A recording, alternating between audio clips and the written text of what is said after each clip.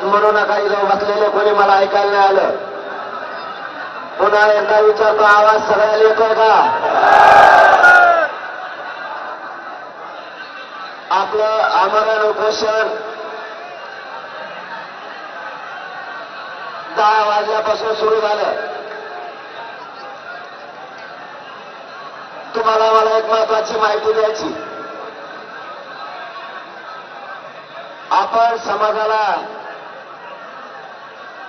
न्याय मिळवून देण्यासाठी झालं हे कोणी विसरू नका. नुसत्या गडबड गोंधळात समाजाचं वाटोळं करू नका.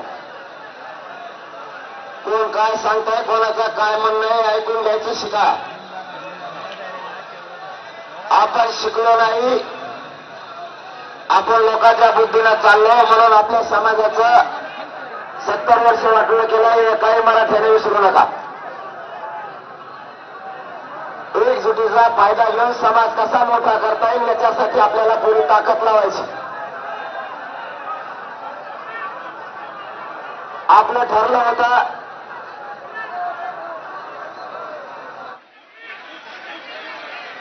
ठरलं होतं